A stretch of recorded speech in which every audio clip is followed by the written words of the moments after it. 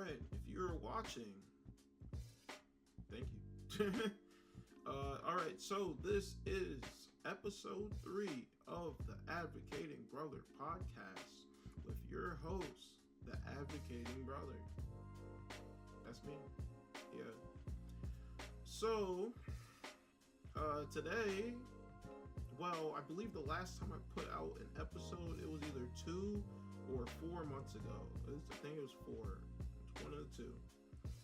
But since then, my brother's done a lot, and I can't wait to share those things with you all today. And before I continue, let me just put up like a notes. All right, so since about 4 months ago, I'm still working with my brother, and we still do stuff every single day. And, I'm still trying to make, whatever he wants to do come true, pretty much. So if he wants to go outside, I give him many options. And I say, hey, where do you want to go? Well, let me start over. But, and I'll say, so if we're going outside, I'll say to him, I'll give him a couple options on my hand. Well, do you want to go to the YMCA or to the store? And then let him point which one he thinks is best, right? So, jeez, so windy outside. So every day we've been working out, and my brother, he's a big guy, so I'm so glad that. But he loves to be active. He's a big guy, but he loves to be active. He loves going outside. He loves running. He loves playing games or bouncing a ball around. But every single day for the past 4 months, every day to every other day, we have worked out by either going for a walk in our neighborhood, walking to the park, or also going to the YMCA, or using a gym that I made in my garage. So before we started going to the YMCA, we kind of had to work our way up to that. So we started out in the garage that I made in my backyard, and I'm sure by now I'm putting footage up, but there's there's a punching bag back there, and there's a jump rope and several cones and like a exercise ladder, and there's balls back there, and there's weights, and I was showing him how to use those things, and I created like a little routine where he would walk back and forth and then punch the bag and go 1, 2, and it was so cute. He was like 1, 2 every time. It was awesome. But yeah, I would walk back there, back with him. I would walk with them back there, back and forth. We would just walk back and forth and then punch the bag 1, 2. And sometimes he would want to bring his iPad, and I'd let him, no problem. Sure, you can walk around and watch your YouTube videos while you're working out. Sure, no problem. I'd also bring a speaker, and he has a cell phone that I'm showing him how to use and showing him how to call people. But I showed him that if he wants music, well, usually I play music from my phone, but I gave him the option, like, hey, if you want music and to control the music, you can bring your phone and we'll connect it to the speaker, and we'll do that. So I put the speaker down and connect his phone, and he has his own playlist that I helped him make and showed him how to put songs on that he'll use, and he'll literally play his music. He'll put his song on, go set the phone down, and then go walk back and forth, and then do a little 1, 2 on the bag. So, but that's how we started, and we would do that every day for about 2 months. Just go back there. I also had a ball back there. We would bounce it back and forth. And then I showed him how to lift the weight. And he's not the biggest fan of that, but he's okay with holding the weights and walking back and forth. And that is good, because that's actually called a farmer's walk, which is a full body workout. So, that one worked out for him. And he shed a lot of weight in those 2 months. I still have to calculate, but I was keeping track of how, I was weighing him once a week to see and noticing that he was losing weight. And I think he went down shirt size. He's gone down a shirt size now. Which is great, it's a lot of progress there. But eventually, we transferred the skill of walking back and forth and punching the bag at home to the Y, because at the Y, the YMCA, there is indoor track, and there's also punching bags. So we would just walk around the whole track, and sometimes we'll stop and we'll do a little 1, 2, right? little just punch the bag real quick. And he's made so much progress even with that. At first, so at the Y, there's a walking lane, a passing lane, and a running lane. And at first, he had so much trouble staying in his lanes, but I would constantly tell him, hey, we walk, and I'll show him the little indicator that says what we do. Hey, we walk in the walking lane and we run in the running lane. And then anytime I saw people walking in the walking lane or running in the running lane, I would point them out and say hey, look, he's running in the running lane. So look how, if you want to run, you can run in the running lane. And so first we just walked around in circles, and he did have trouble staying in the lane.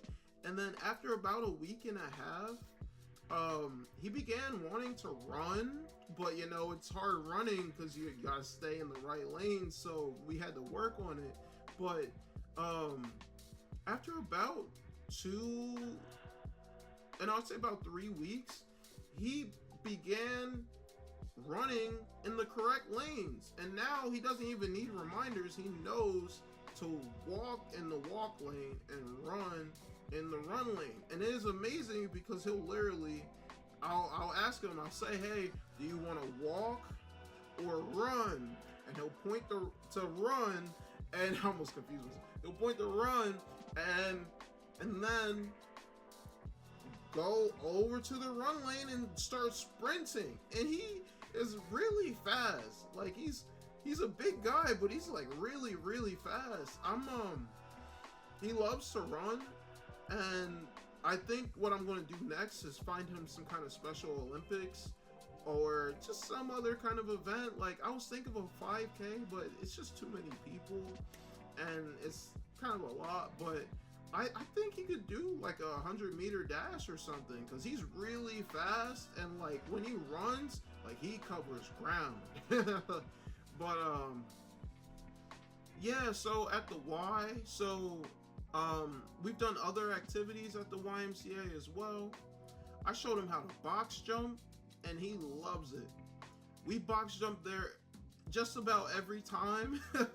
He'll literally walk up to the box jumping cushions, I guess. I don't know what they're called, but boxes, they're definitely boxes. He'll walk up to the boxes and he'll point, and I'll be like, you want to box jump? And he's like, yes. So I've shown him how to jump on the boxes. And at first what he would do is just step up with one leg. Well, he still does a step up. What I've done is I've taught him to differentiate between a step and a jump. So if he steps, I say great step. But if he jumps, I say great job jumping, where he uses 2 feet and then lands on it. And so far, his highest is 2 boxes. He's jumped on 2 boxes. He stepped up on he stepped up pretty high, but I was he's getting closer and closer to being able to jump on three boxes. I think they're like 3 inches tall. I'm not 100% sure. I'd have to measure it, but they're like 3 to 4 inches tall. So, but yeah, he's jumping on it, and he's so proud of himself. When he jumps on it, he starts jumping on it like he'll jump on it and then start jumping on it like it's a trampoline. And I'm like, all right, whenever you're ready, come down, because it's not a trampoline. Yeah. I don't think there's any notes I got as of now. But other things we've done, I've had him hold the weights, but I'm a little iffy about having him hold weights in there, because we're on the second floor, and say he got frustrated for whatever reason, I don't want him to chuck a weight off the second floor.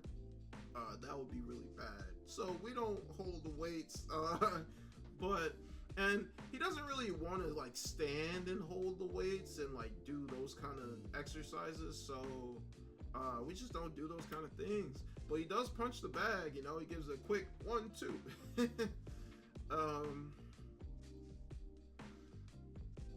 The other things we do at the Y, we play basketball, and I try my hardest to show him how to shoot the ball, but he always bounces it.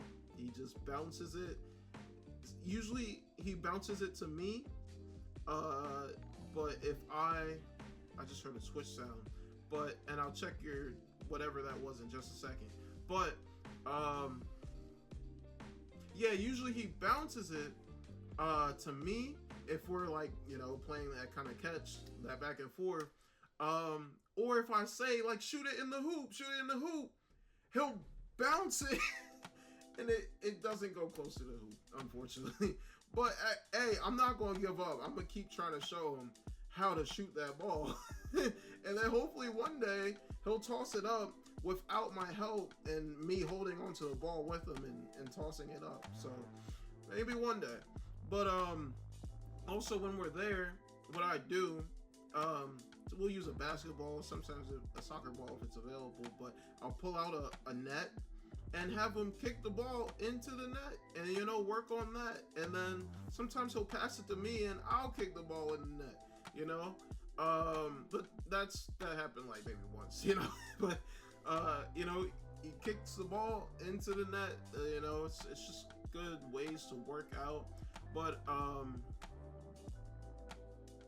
I'm just glad I have him on his feet and moving, because like I said, he's a big dude and he loves to move and run around, and I really think it's just such a shame that his last caregiver had him sitting on a couch just watching his iPad every day for 6 years.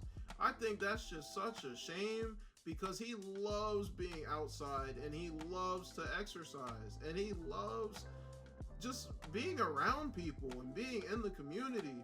And for him to just be sitting on the couch watching his iPad for 6 years and never going outside after coming home from school is just downright awful. And I'm so glad that I get to be the change. Let me see what that Twitch noise was real quick, and then I'll get right back to recording the podcast. All right, let's so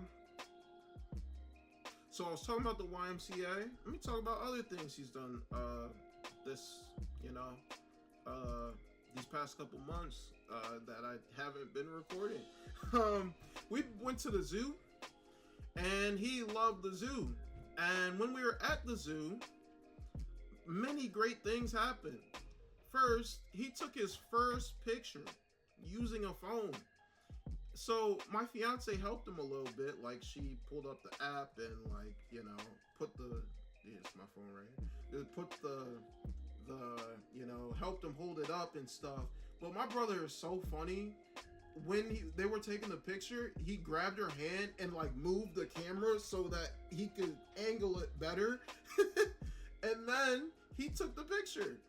And I'll edit in the picture that he took. It was a picture of me and I'm just holding food or something. But yeah, he took his first picture on a phone. And by the way, for y'all in the chat, yeah, let's keep it rolling. So at the zoo, so he took his first picture. We saw a bunch of animals and he loved it. And what I did, I downloaded this app that I was planning on making a video about, but I never did. But I downloaded this app. It's a free app. I'll tell you what it is in just a second, but it's a free app that allows you to turn your phone into a communication device on the go for free. So I pulled up this app for him because my brother doesn't talk. Oh, it's called Leeloo, Leeloo. So I pulled up this app called Leeloo, and I pulled up like the various words that they had, and it was like different sections. So I looked up the animals part. I tapped on animals, and I showed it to him. I said, "Hey, what do you want to see first?" And I think he hit monkey first. So the first thing we did was go see the orangutans. Like, just because he's nonverbal doesn't mean he can't communicate or we can't communicate with him. I found a way to do it and I did it. And so we went and saw the orangutans. And then after that, I think he hit birds, which I'm not surprised. He loves birds. But so we went and we found the birds. And then after that, I think he said red panda, which I don't think there was red pandas there.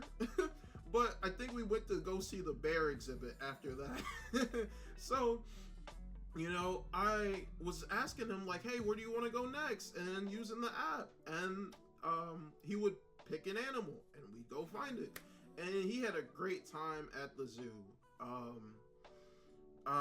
Took his first picture and went to go see the things he wanted to go see using that app. And we had a great time. But other things he's been doing, he's gone swimming many times, but you already know that. He's gone swimming, and I'll again put footage up of him having a great time swimming. And by the way, anytime I record, I always ask him and say, hey, can I record? Because sometimes he doesn't want to be recorded. Sometimes he says no. But I ask him, I say, hey, do you want me to record? And sometimes he'll say yes. Or I'll say, hey, is it okay if I take a video? And he'll say yes. And all right, we're doing video. Go ahead and swim.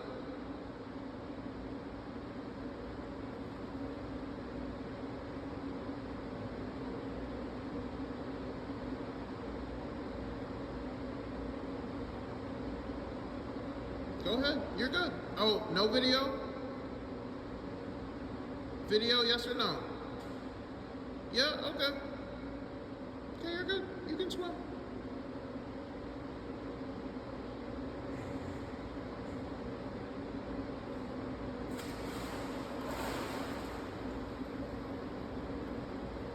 Sometimes he'll say no, or in the video he'll change his mind and he'll do some, I mean, I won't show that, but he'll do something that shows he's frustrated and doesn't want to continue on.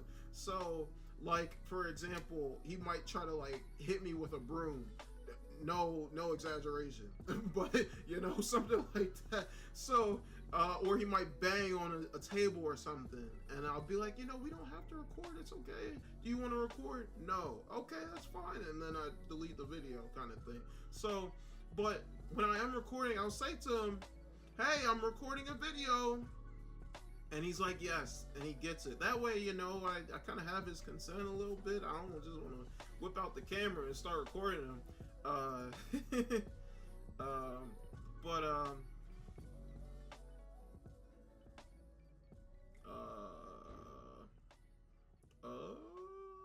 am I? Where am I? Swimming, YMCA, zoo. Talked about the gym. We go to the park, you know, play some basketball, walk around the park, walk around the trail, do that sometimes. And we do some type of physical activity every day to every other day. Is there anything I'm missing? So he plays with us like if I'm running around and my fiance says, go chase him, he'll literally chase after me. It's amazing. Like, I never thought he would play games like that, but my fiance tries to play with him often. She's like his best friend, you know. They're besties. Or whenever we're at the mall, she lets him pick her outfits or pick out her clothes, because he has a great sense of fashion. Typically when he picks out his clothes, everything's matching and the colors look good. But he does like, never mind. I was just critiquing. He likes some really bright colors. As you can see by what I'm wearing, I'm not the biggest fan of bright colors, but he does like some really bright colors. But everything matches, which is great. So at the mall, you know, go all over the place. Love walking up and down the mall, hitting the food court, hitting Chick-fil-A, getting his favorite chicken tendies and fries, or chicken nuggets and fries. You already know.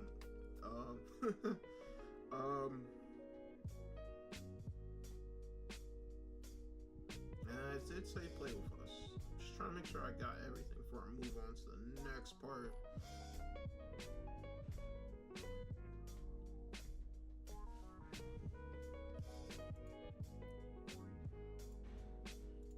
Yo, it is so windy. What is it? Sound crazy outside. Honestly, I'll just put a note in.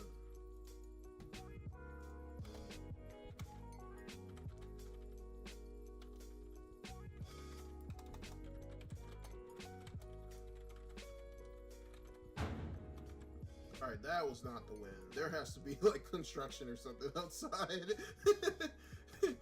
That was a crazy sound. And yeah, he's lost a lot of weight, and I'm glad, you know, because he put on a lot of weight after taking his medication to help him stay calm and less agitated.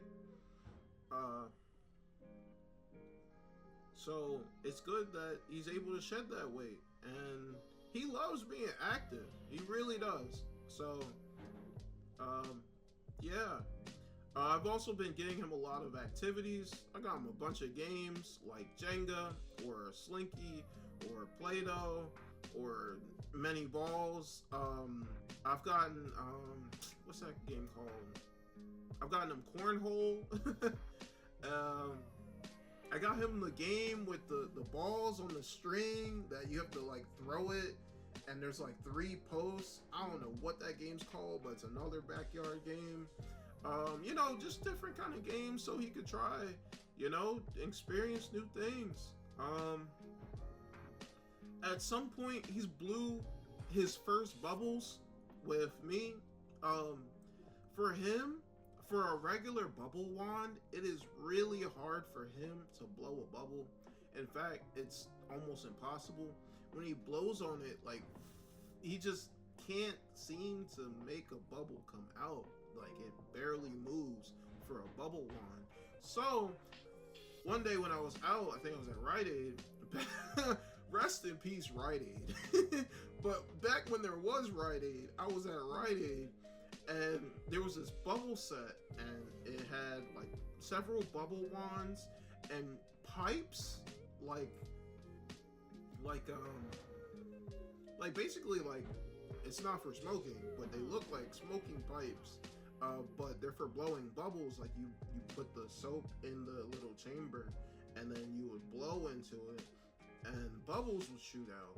And because of that pipe, it that was his first time blowing bubbles, and it was amazing. I'm so glad I got that on camera, because he's always struggled with blowing bubbles, because the standard bubble wand, but he blew his first bubbles using the pipes, and I could tell he was like happy and proud of himself. Like he was started smiling super hard when he saw the bubbles. He's a big fan of bubbles, clearly.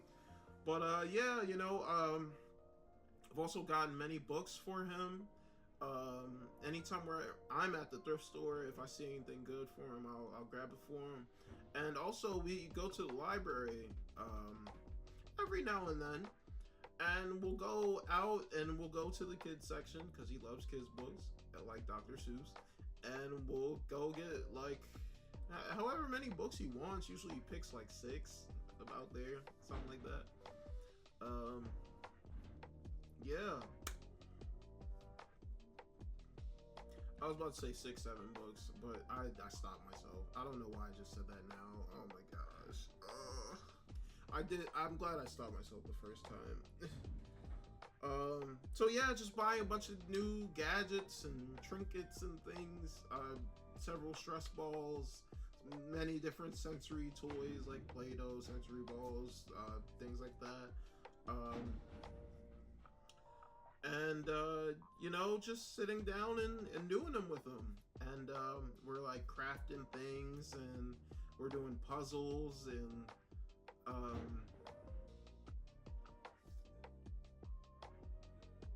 sometimes we sit down. I'll have him practice writing his name on a whiteboard, something like that. Just enriching activities, good things to work on. That where he's working on his daily life skills, his communication skills, his getting his sensory needs met, kind of thing. So yeah, so I just made a video on this, but I'll talk about it here. But oftentimes I tell him, when we go places, I tell him why we're going a place. Actually, should I talk about this? I just dropped a video on this. Alright, whatever. But yeah, so if we're outside and we're going to a place, I tell him exactly why we're at that place, what we're looking for. I'll even show him a picture of it. I'll keep reminding him and showing him the same picture of it. And I just really want him to be involved when we're there, be on the lookout for things, and also know like the reason why we're in the store. I'll often tell him the purpose of the store. Like if it's a grocery store, I tell him like we get food here that has to be cooked. If we're at the fast food place like McDonald's or something, I'm like, you can get hot food here that you can eat right now.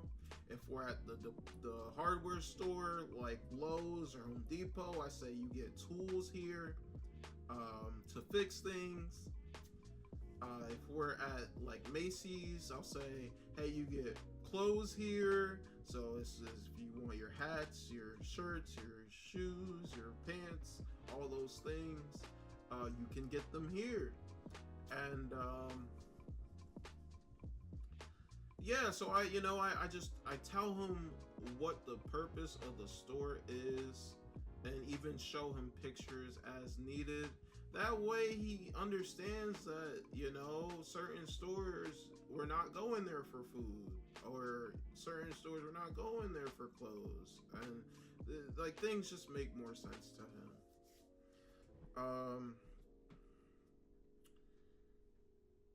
I feel like, are there any other updates?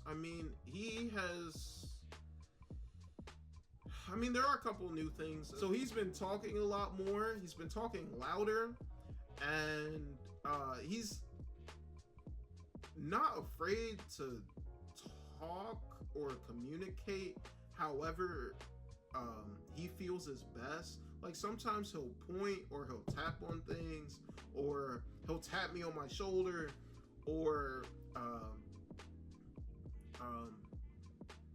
he'll yell like a sound that I'm starting to understand what he means.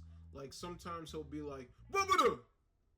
just like that when we're listening to music in the car. And I've come to understand that when he says that, he means turn the music up louder. And I mean, how I figured that out was the music was pretty quiet, or honestly, anytime the music's really quiet, he'll go, and I'll turn it up, and he doesn't say anything anymore. So, I just had a voice crack so hard that was crazy. But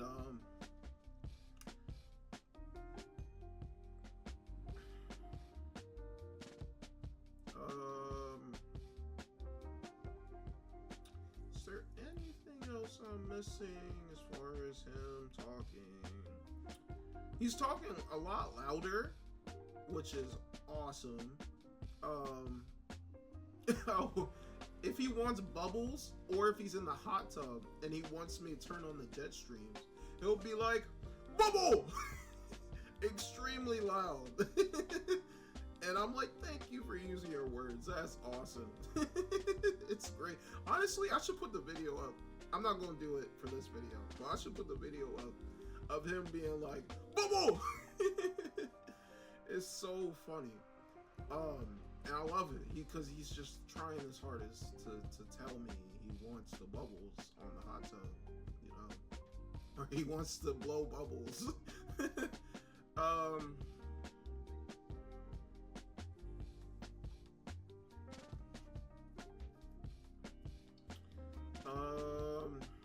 I mean, I've already told you guys, he says change it in the car when we're listening to music. So often, whenever he doesn't want the song, he'll say change it, which is just awesome. Oh, I guess something else that happened that caught us all by surprise. He's tried 2 new foods since I last talked here. He's tried beef jerky, which I'm not really surprised because he is a carnivorous little guy. But he's very definitely a meat eater, so I'm not surprised. But he loved beef jerky, and he's never had that before. But he tore it up. He kept asking for more. And another thing that caught us off guard when we were at the mall, it's about a month ago, he tried a cheese wonton.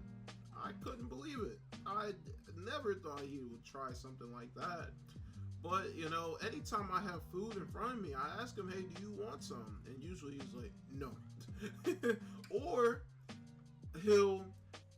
he's faked me out many times these past couple months where he'll pick up a food and I'm like, "Oh my gosh, he's about to try it." And then he'll smell it and then he goes, "No."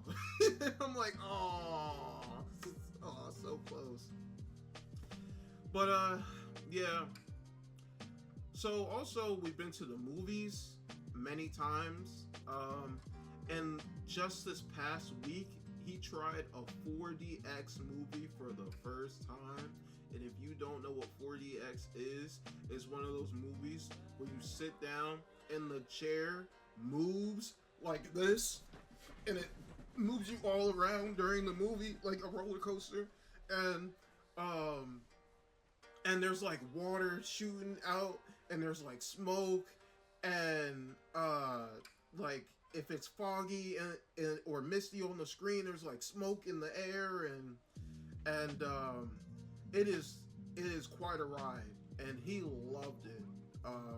I can't wait to have my fiance on here to talk about it more, because you know she sat next to him, and she just saw how happy he was. Like, she told me that this is the biggest she's ever seen him smile.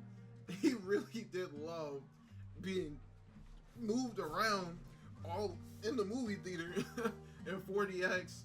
And the movie we saw was Back to the Future. And he loved the movie. It was my first time seeing that movie, and I liked the movie a lot. But there's a lot of movie classics I have not seen. Oh my gosh, this chair keeps moving down. There we go. There's a lot of movie classics I haven't seen. I just wasn't a big movie kid growing up, so there's a lot of classics that I still need to watch. But yeah, we saw Back to the Future and he loved it. He absolutely loved it. He loved that his chair felt like a roller coaster. But let's see. I feel like I can just keep going. All right. I'm trying to think if there's anything else I wanted to include as far as for my brother. But you know, him evolving at the YMCA it just caught me off guard. Seeing him be able to switch between lanes by himself and understanding the concept after a couple weeks of practice is just truly amazing.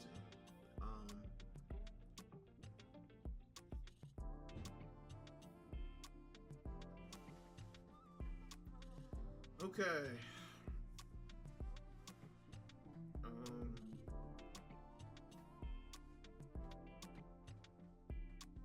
Honestly, I'm gonna take off the podcast notes. I feel like I didn't use it, so it's not really useful. Okay.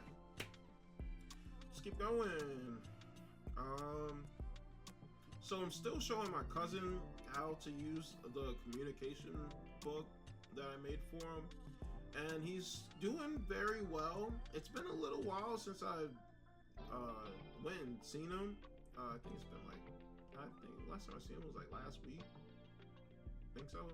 But yeah, he's doing well, and he's moving on from phase to phase, from stage to stage. You know, there are many stages in the PECS, in the picture exchange communication system, in how you're supposed to teach it, and now he's on stage 3, and he's doing very well. And I hope that he's able, by the end of this, to communicate his thoughts independently, as he doesn't have any verbal communication at all.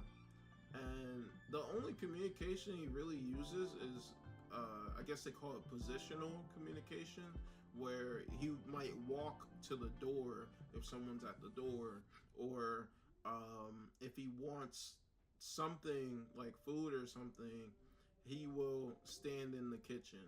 You know, he doesn't really use like a good pointer response at all. But you know, that doesn't mean I can't teach him how to communicate. That's, you know, so I'm still at it. Let's keep going.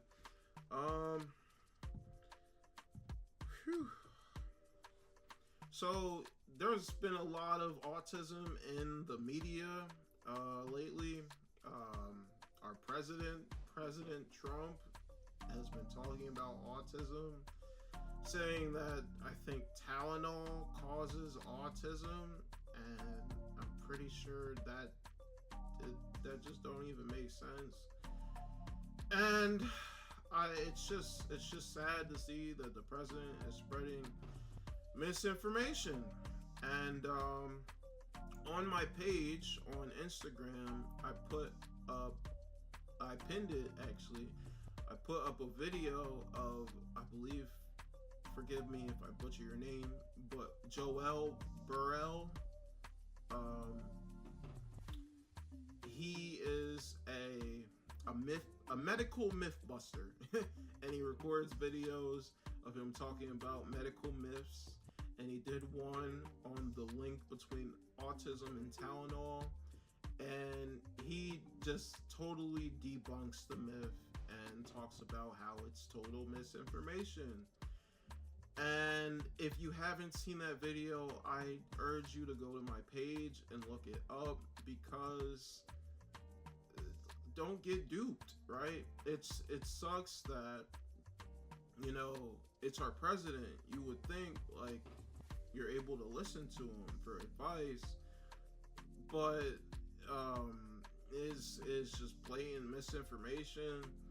And also, Trump is like the last person you should trust for advice on autism or how to help people with disabilities.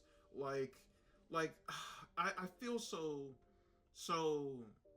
um so split. Like I feel bad for people that listen to Trump about uh, autism and Tylenol. I do feel bad because like people, parents of lost parents of and caregivers of people with disabilities, they want help genuinely, and sometimes they just don't know where to go, and you think you could go to a trusted leader for advice, but um that's just not doesn't it just doesn't seem to be the case. And um I feel bad because they want the help, they need the help, and they're willing to look to anywhere to get the help. But um I just don't I do feel bad. I do feel bad. I want to say I don't feel bad, but I really do the more I think about it. Because you should not be listening to Trump. That's where I don't feel bad. Trump is the last person I would ever listen to for advice for how to help people with disabilities. I just find that to be so insane. But again, he is the president, so you would think you could trust the president, but it's just, well, maybe if he's giving out advice on business or money management, I would, I'd open my ears up. I certainly open my ears up to some advice. But as far as autism, it just doesn't even sound right. Trump being the autism guy, it just doesn't even the spokesperson, it just doesn't sound right.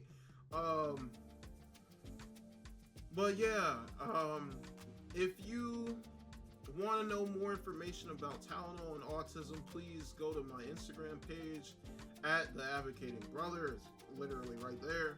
And watch the first pinned video.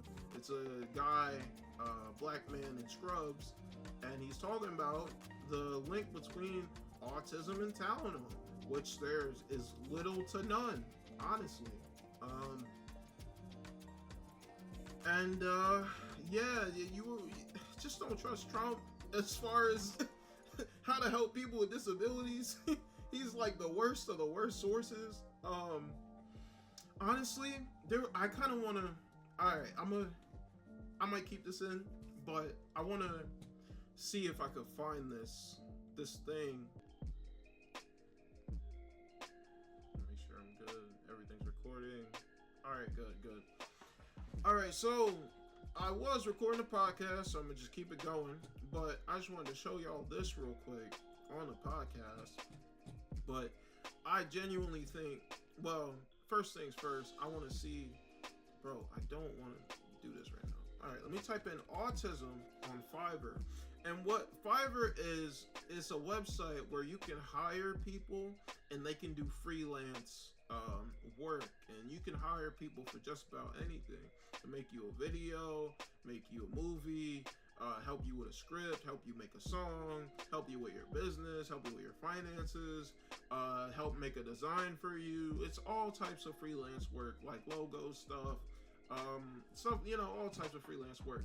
But there was one day where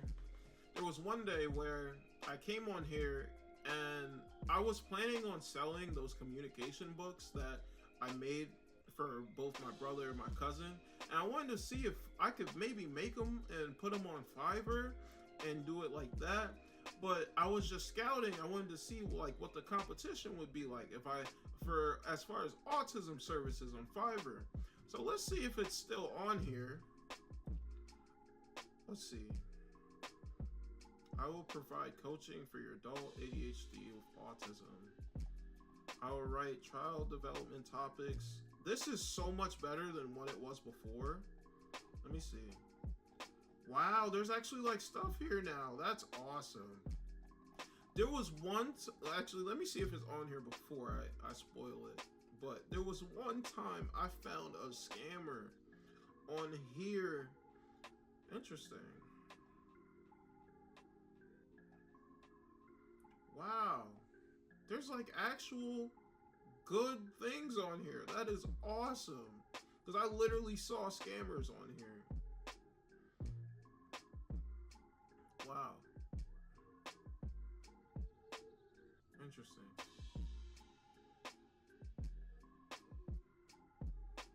Edible t-shirts? Editable t-shirts? I'm your autism coach. That's so interesting. I could probably do something like this, low key, but it's okay. Let me see if that lady's still on here though. Cheerful autism therapy, child development nutrition. I don't know. Some of these look a little suspect to me, but I'm just so glad that lady is not on here. Oh my goodness. Did she get reported off? Oh my goodness. Let's see if she's still on here.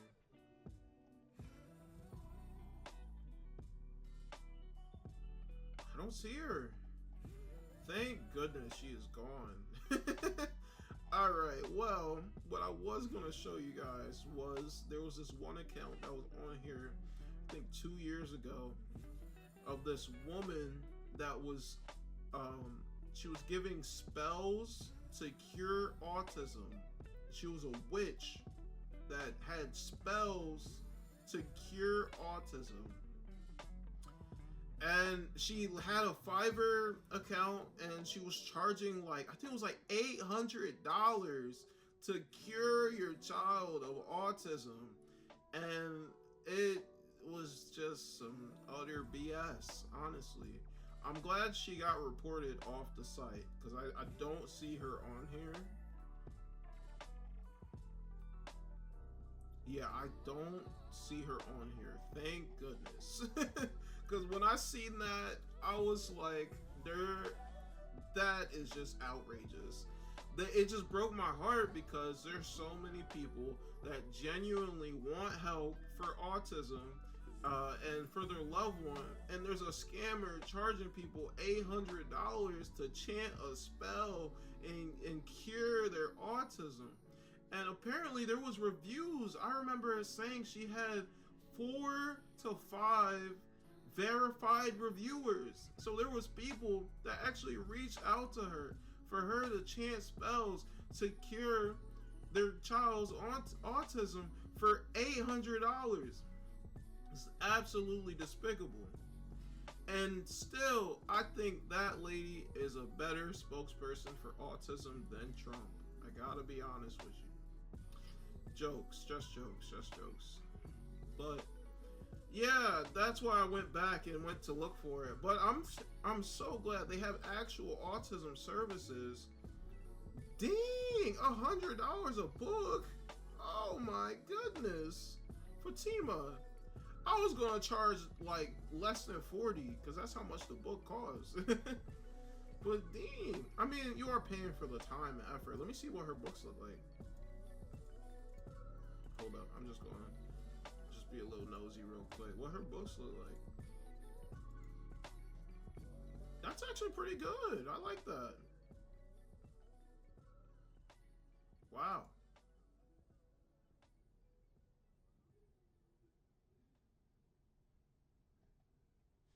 $100 is crazy. A simple textbook focused on one topic. One topic for $100? 500? Nah, you drawing, Fatima, you drawing. What?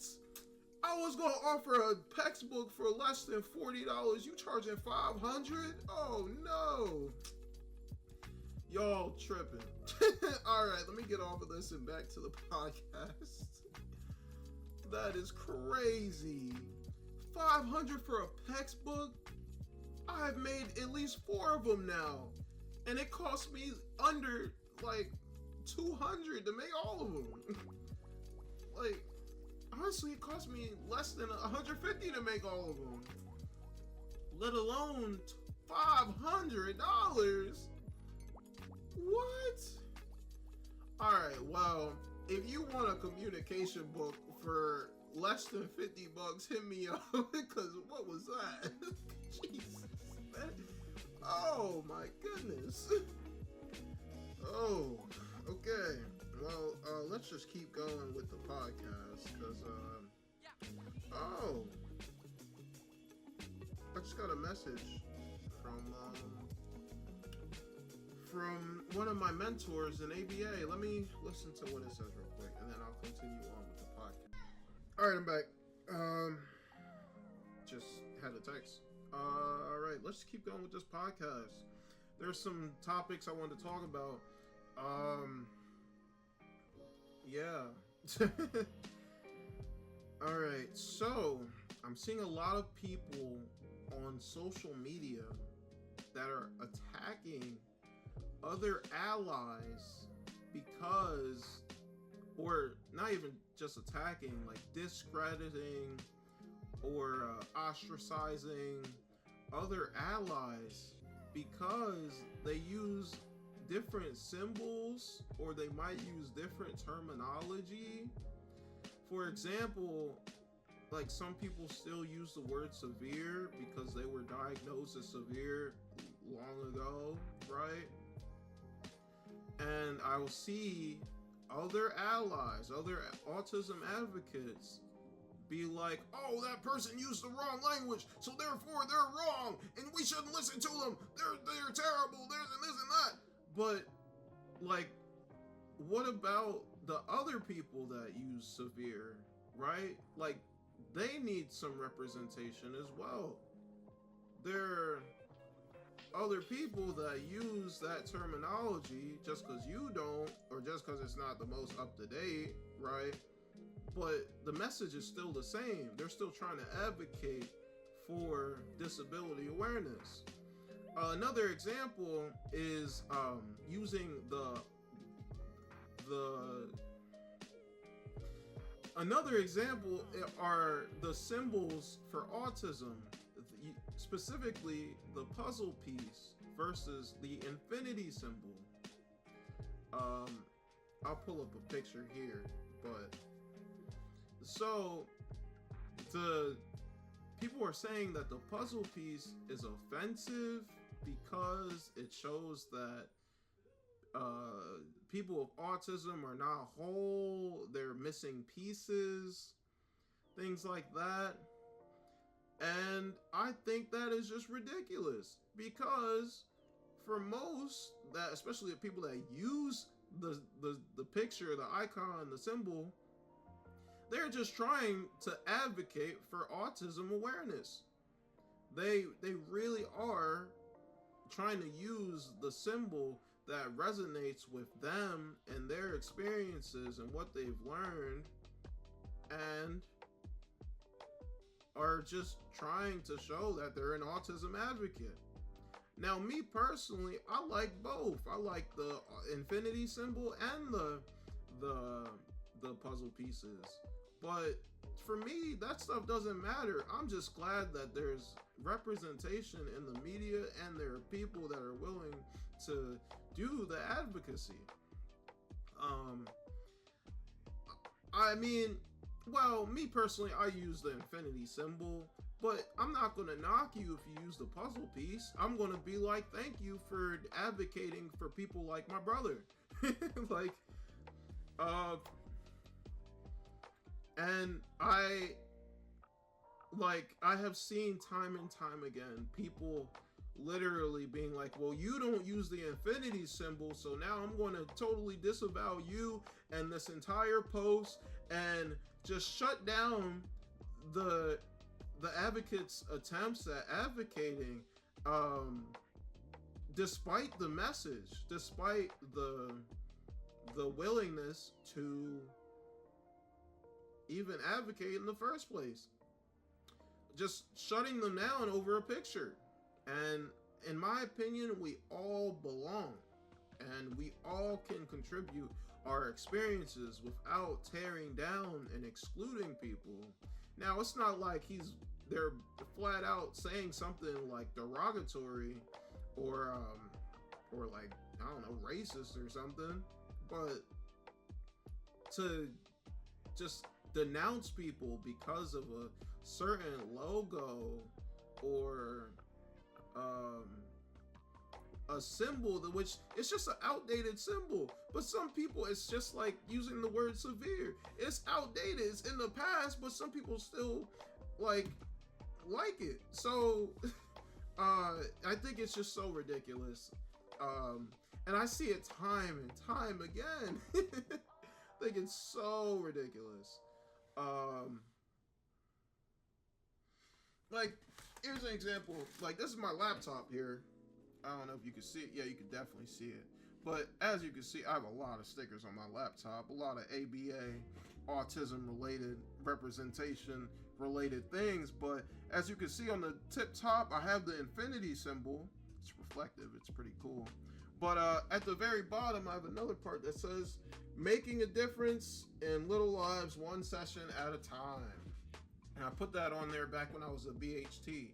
And I have some other ones where it's like some ABA stickers and stuff, but I'll read them off to you if someone really cares. But yeah, you know, use both. It's about the message. It's about spreading awareness and hope for those with autism and their loved ones. And it is not I'm sure when people say and do those things, it's not to be ignorant or to put other people down. I'm fairly certain.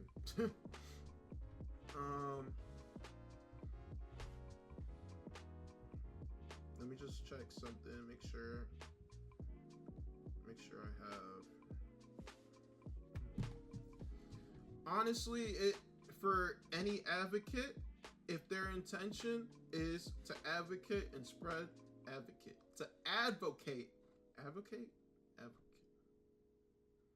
I'm doubting myself right now. But if their intention is to advocate and spread awareness, then it is good for me. You know, I think we need all the different perspectives so we can get a fuller picture. You know, we need everyone's perspective, everyone's experience. That way we can get a fuller picture of everything.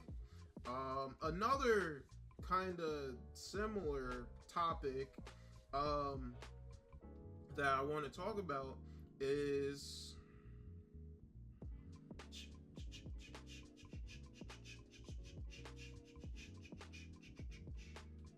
sorry, I just feel like the song.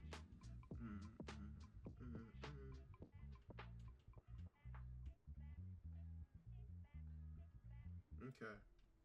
So another use of like language that people will keep disagreeing with is when people call autism a superpower. And you know, I see the reasons why, and I also see the reasons against it.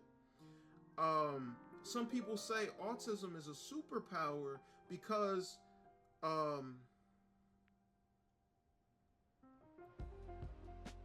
I'm so sorry. Some people say autism is a superpower because some people with autism have abilities that are so unique to them that are also extremely useful or extremely just amazing. Just so unbelievably amazing. And that's where that comes from. But I can see it being insensitive for people with level 3 or severe autism like my brother, because he doesn't really have any superpowers to my knowledge, right? He needs 24/7 care, and he needs a lot of support and a lot of structure, and he's very rigid at times, right? And like, that's not a superpower. Like, some people really do struggle. So like, for example, the superpower thing, people with autism having superpowers or so-called superpowers, right? There's a page, it's two brothers, similar to mine. But two brothers called My Brother Maxie, where there's this brother named Maxie, and he has autism. He's verbal, but he has this ability to predict what day, like Monday, Tuesday, Wednesday, what day a certain date is, no matter how far back the date is. I'll say, hey, what day was May 5th, 1936? And he'll be like, Wednesday. Like that. I don't know how it works. I think it's like math or something, but that is incredible. Like, I can't do that. Like, you'll be like, hey, what day was 2000 or not 2000, was 204 BC. What day was April 6, 204 BC? And he'll be like, Saturday. Like that. That, in my opinion, is a superpower. Because what? That's crazy. Another example of, I guess, a superpower, right, is there's another page for a boy with autism. His name is Max D. Drummer. And so now he's homeschooled, right? But he was in school for a while, but they pulled his parents pulled him out of school because they saw it wasn't a good fit for him. So they pulled him out of school. He's a nonverbal teenager, and he is incredible at making music. He makes hip-hop music. He plays multiple instruments, and he makes beats on the spot, like instantly, and he is awesome. Like, he's like Harry Mack level awesome. Like, he'll make every part of the beat, and he'll make like a platinum sounding level beat, like an amazing sounding, fully produced, has all the parts, and he's just going and just pushing buttons, and it sounds incredible. If you've never seen his page, please look him up. His name is Max D. Drummer on Instagram. That is definitely a superpower, to be able to make music, like great sounding music in one take with no mistakes is incredible. Honestly, so incredible. And again, he's nonverbal, and they didn't know this until one day. You know, they gave him the opportunity to make music, and they put it in a way where he was able to understand and try it himself. And now he's making full-blown songs. He has multiple pieces of equipment and instruments that he uses to make this music, and it is so good. Like, so good. Very high quality, very highly polished, honestly. They just don't mix it because the parents don't know how to mix. So, but mixing is its own, music people know, mixing is its own thing. So, but yeah, does my brother have any gift or superpower like that? I don't know. Not that I'm aware of, but he is super handsome though, and very joyous. His laughter and his smile is very contagious. He also teaches people things. He teaches everyone in this house here patience, a lot of patience, and acceptance. He teaches everybody here a lot of patience and acceptance. And again, his joy is so contagious, and how proud of himself he has been lately.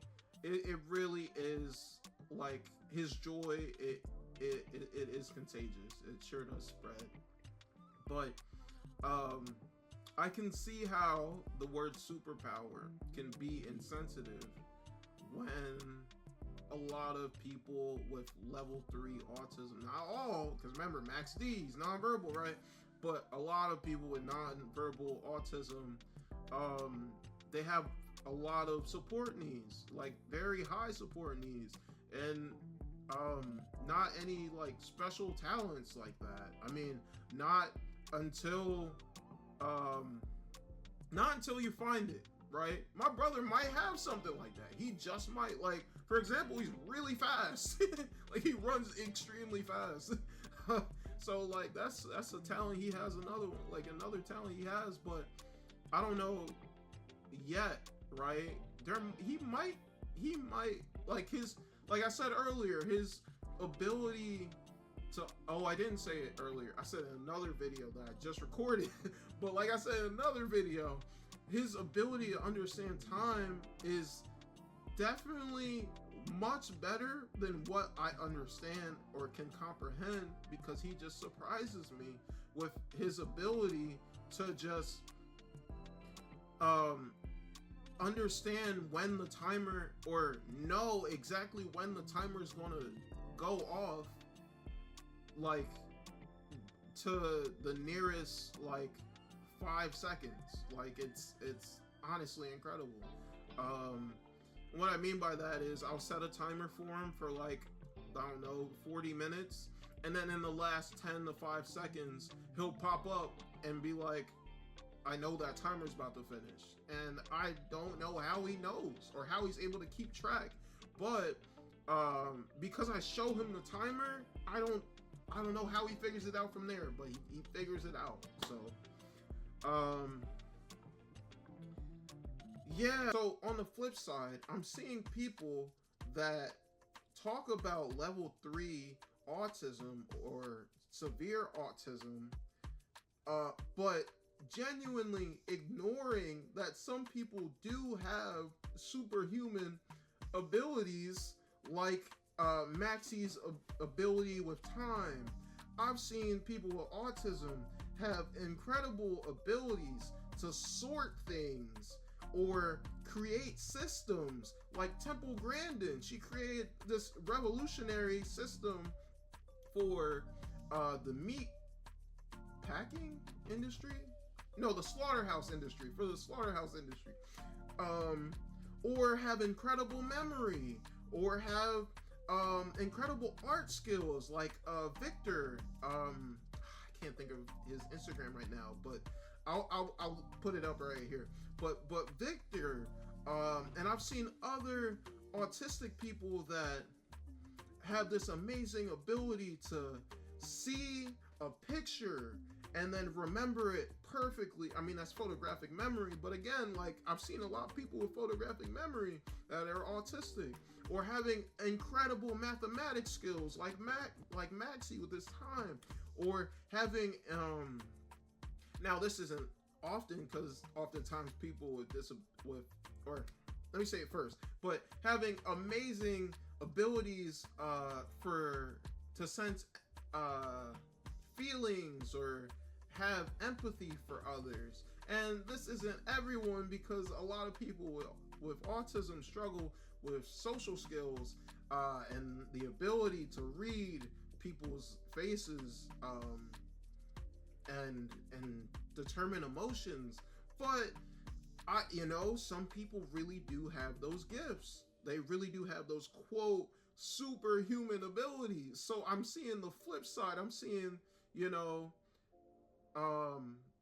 some people won't acknowledge the people with superhuman abilities, and some people won't even acknowledge people with severe autism, level 3 autism, or severe and profound autism, but we'll talk about how amazing and wonderful autism is, right?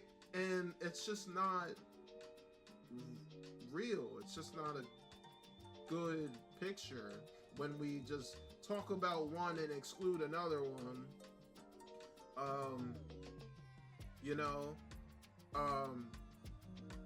But truly, a lot of people with autism don't have superhuman abilities. They actually, struggle with a lot. They need help with a lot.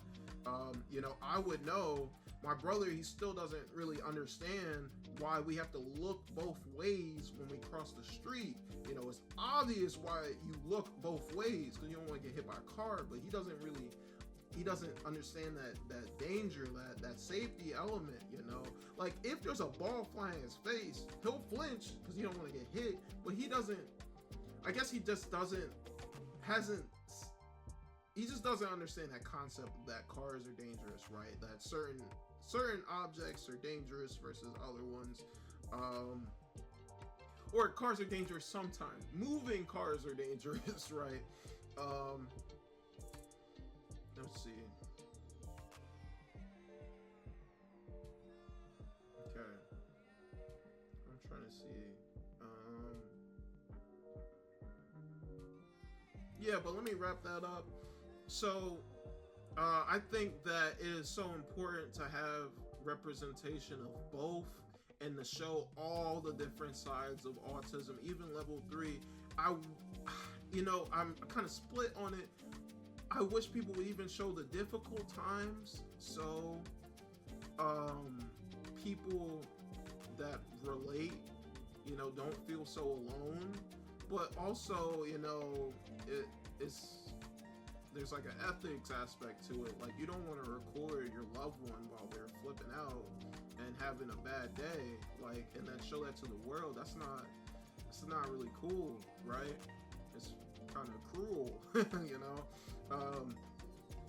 but I do, again, I see both sides. I think representation of all forms, of all aspects, is needed, and it's not good to exclude any allies or advocates or exclude people's experiences or disavow people's experiences because they're different from yours. I disagree with that. I think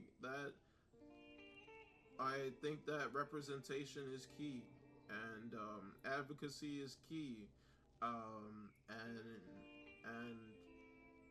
putting yourself out there and sharing your experiences as best you can is the best thing to do. But yeah, let's keep going.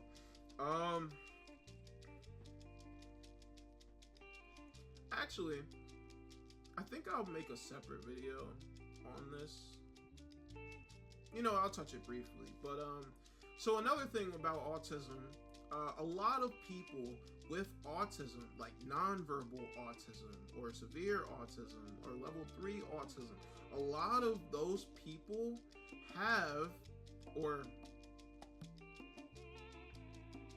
I'll just say a lot of those people have average to above average intelligence, and like their ability to speak has nothing to do with their IQ and what they're able to do. And me personally, I have seen and worked with students that hand flap, that toe walk, that made loud stimming noises, that were able to do pen paper math when provided structure and support.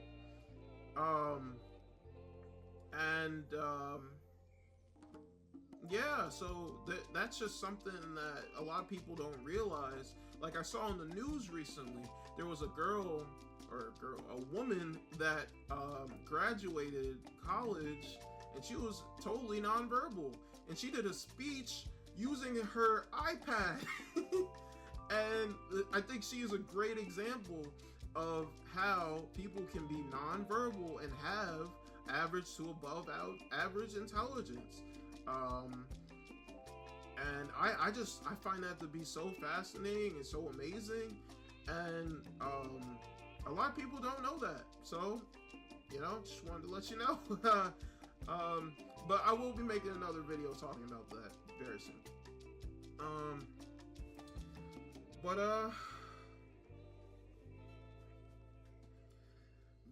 Yeah, I think I'm over an hour now, so I think I'll just start wrapping it up. But every day I really do try to pray for patience and for understanding to be able to work with my brother and be able to support him as best as I possibly can, and to try and forgive myself for any mistakes that I make, if I do ever make mistakes, And I think it is just so important to just, just remember to be patient, remember to be understanding, and just remember that sometimes my brother, he will communicate by banging on the table, or he'll tap, or sometimes he charges at people, sometimes he gets frustrated, hits himself, sometimes like the way he communicates his feelings and his thoughts can be so intense sometimes. But that's why I pray to God, every day.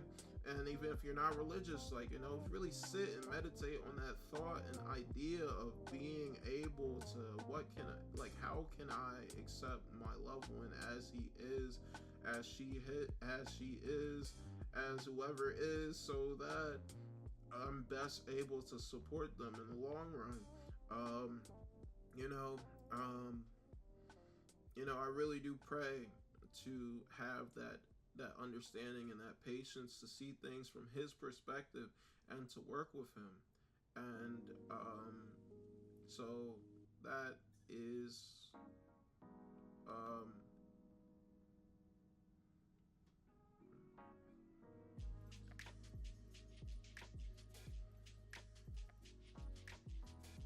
so honestly, I'm gonna just end it with prayer.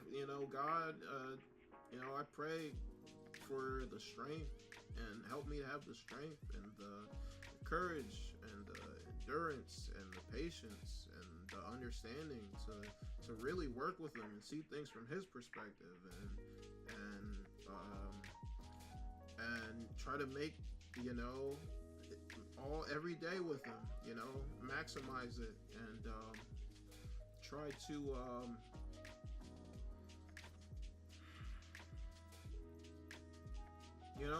just try to be there for him. Try to expose him to all the different aspects of life that he hasn't really, that he gets very little amounts of. But just try to give him as many opportunities as possible. And God, just please give me the strength to keep doing that, and continue to be determined to make life as best as possible for him. As best as I can. Amen. But yeah, that is podcast episode 3. If you enjoyed the podcast, leave a like. Yeah, that's what people say. Leave a like, subscribe. Yeah, those things. Also, I am glad that I'm finally recording this, because it's been months and I really wanted to move to episode 4 and also bring some guests on. And the guest thing, I did have a guest, my fiance, but for some reason it didn't record. So the only people that caught that episode with the guest were the people that caught it live, because the recording failed. So, and then my other guest, he's just very busy, and so I'm gonna reach out to them, try to have them on later. But yeah, it was awesome doing the podcast. I gotta make this like a weekly habit, because every week there's new updates with my brother, and every week there's something important to talk about that I could teach people and help the world and help people with disabilities. So I'm going to try my best to do one of these every week, and I hope this gets out on Friday. Thanks. Peace.